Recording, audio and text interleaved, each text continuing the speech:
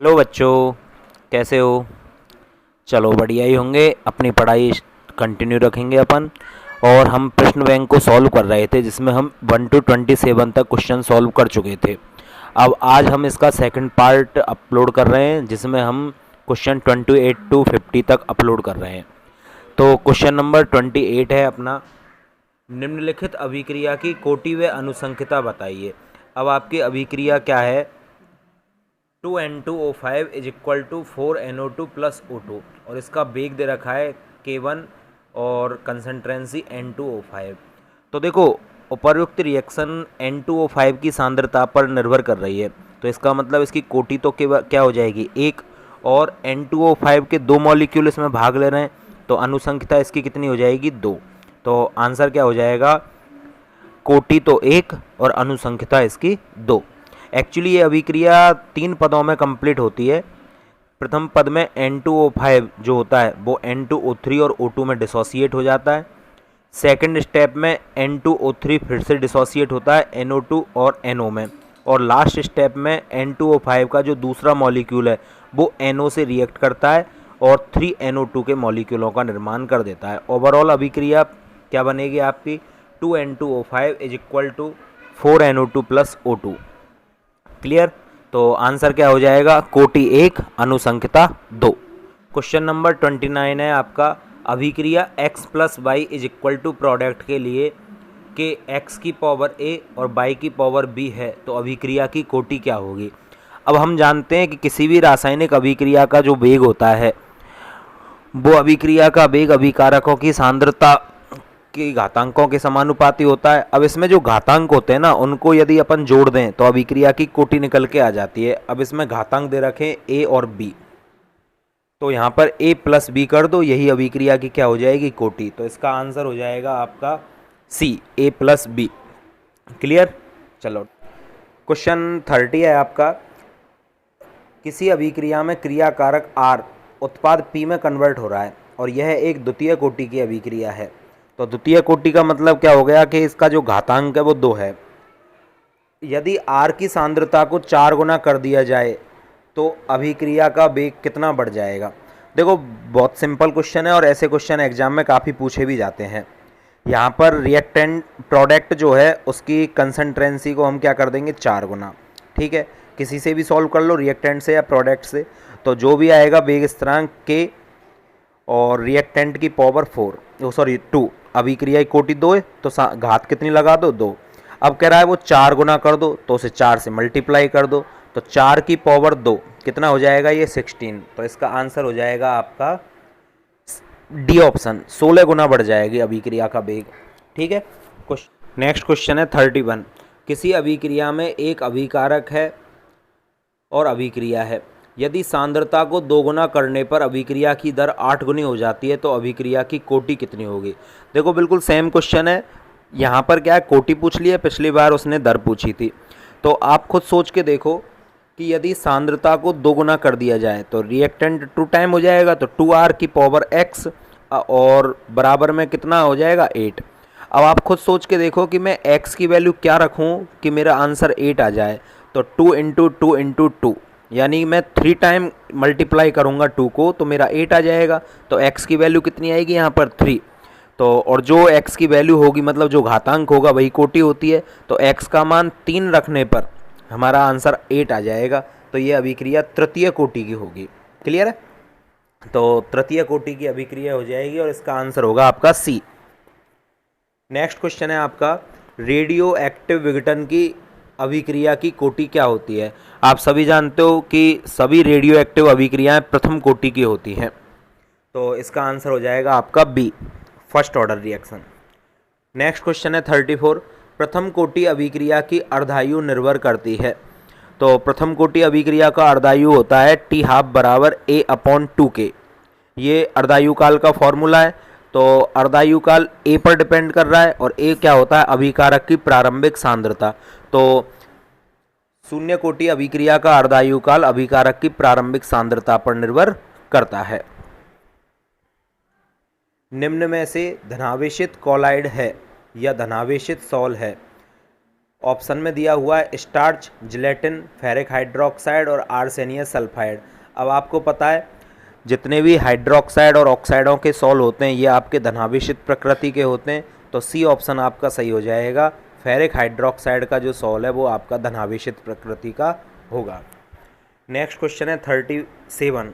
साबुन के लिए CMC क्रिटिकल मिसेल कंसंट्रेंसी क्रांतिक मिसेलीकरण सांद्रता का मान क्या होता है? तो ये आपको याद होना चाहिए। साबुन के लिए क्रांतिक मिसेल सांद्रता का मान होता है 10⁻³ मोल पर लीटर।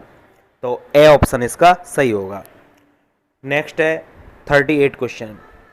कैसियस पर्पल क्या होता है? तो कैसियस पर्पल बोलते हैं सोने के कॉलाइड को। तो बी ऑप्शन इसका सही हो जाएगा। सोने का कॉलाइडी विलयन जो कि बैंगनी कलर का सा होता है, पर्पल कलर का सा होता है, इसे कैसियस पर्पल के नाम से जाना जाता है। बी ऑप्शन इसका सही होगा।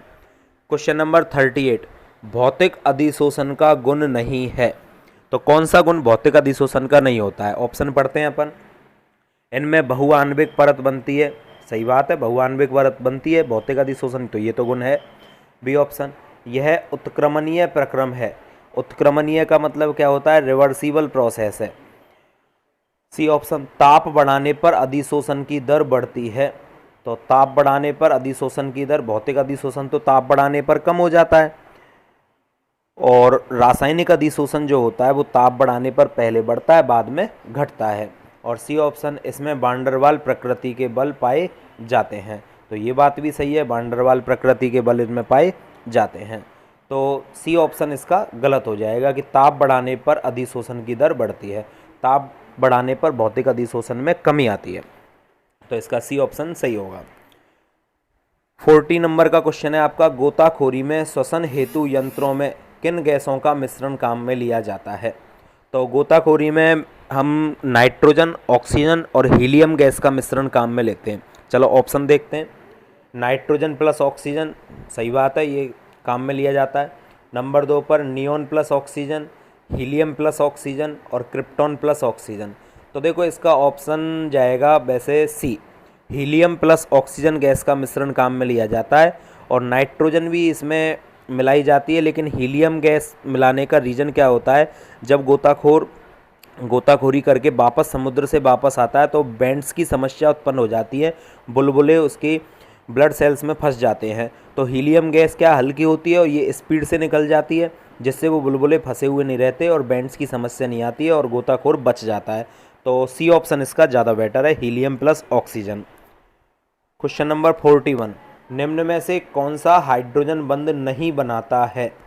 तो आपको पता है, मैंने कल भी बताया था जो पहली वीडियो अपलोड की थी, FON फ्लोरीन, ऑक्सीजन और नाइट्रोजन हाइड्रोजन बंध का निर्माण करता है।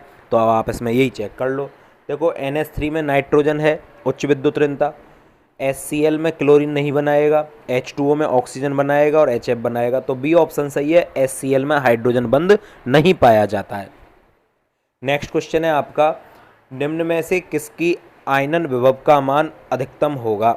तो देखो ऑप्शन दिया हुआ है एल्यूमिनियम, फास्फोरस, सिलिकॉन और मैग्नीशियम। तो आयोनाइजेशन एंथैल्पी की बात करें तो फास्फोरस की सबसे ज़्यादा होनी चाहिए।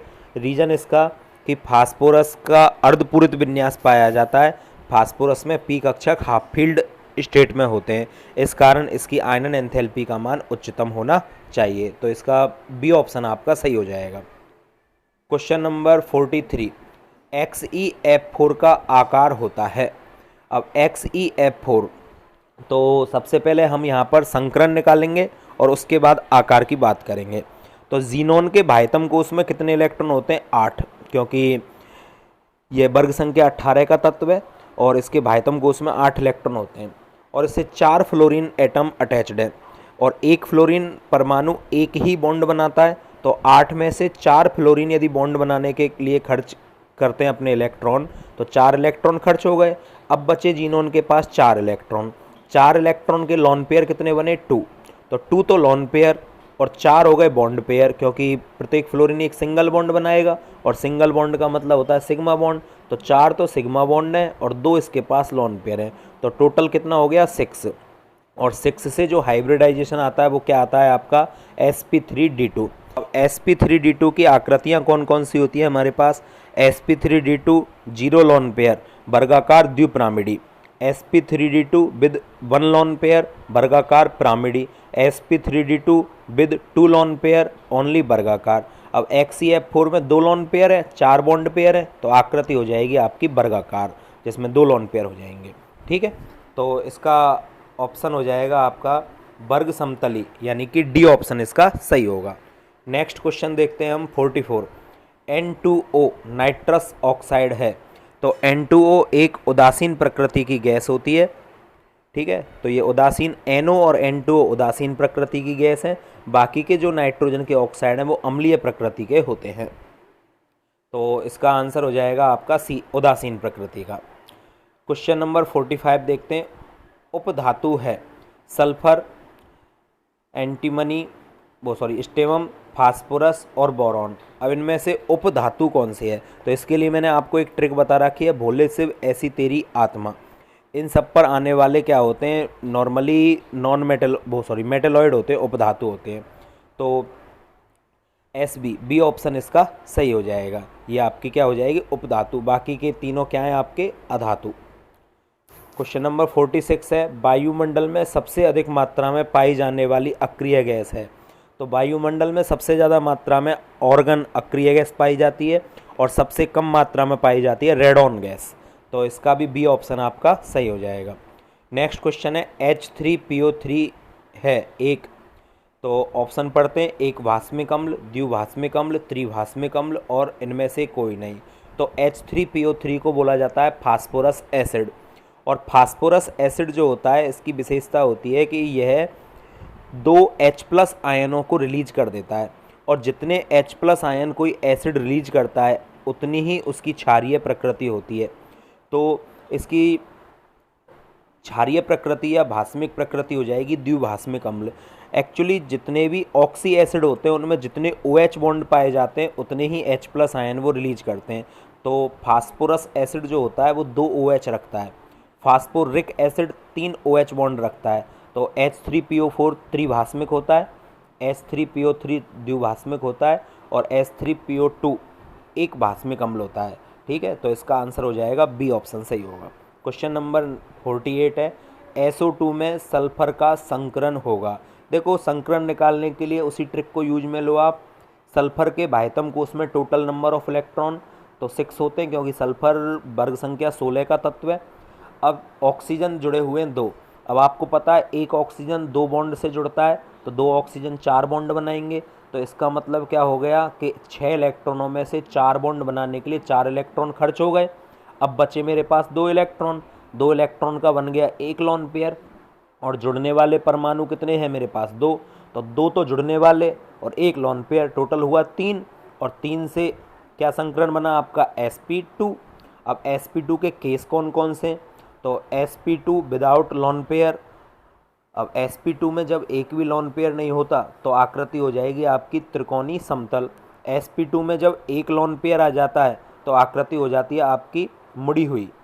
तो इसमें एक लोन पेयर है और sp2 संकरण है, तो आपकी मुड़ी हुई आकृति हो जाएगी। ठीक है, तो sp2 संकरण और मुड़ी हुई यानी बैंड शेप इसका होगा। नेक्स्ट क्वेश्चन है 49। किसी तत्व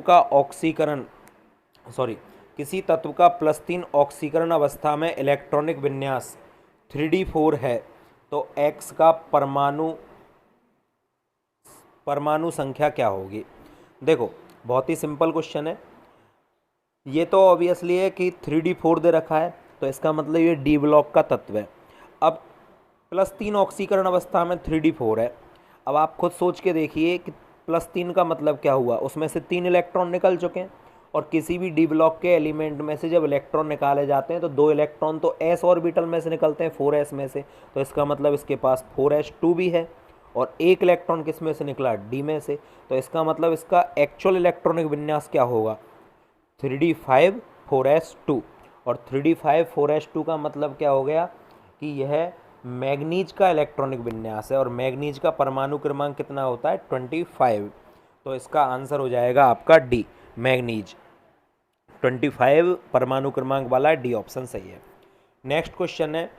निम्न में से कौन रूबी कॉपर है? ऑप्शन पढ़ने की ज़रूरत नहीं है, डायरेक्ट क्यूप्रस ऑक्साइड को रूबी कॉपर बोला जाता है, Cu2O, तो इसका सी ऑप्शन सही हो जाएगा। तो हमने 1 से 50 तक क्वेश्चन 2 वीडियोज़ में कंप्लीट कर लिए हैं। आप इस वीडियो को कंप्लीट करें और नेक्स्ट वीडियो आपकी या तो कल या नेक्स्ट डे अपलोड कर दी जाएगी। अभी के लिए आप इन्हीं को कंप्लीट करें और अपनी पढ़ाई कंटिन्यू करें। कोई भी प्रॉब्लम हो आपको तो आप मेरे को व्हाट्सएप पर भी डायरेक्ट पूछ सकते हैं। ठीक है, आज के लिए इतना ही।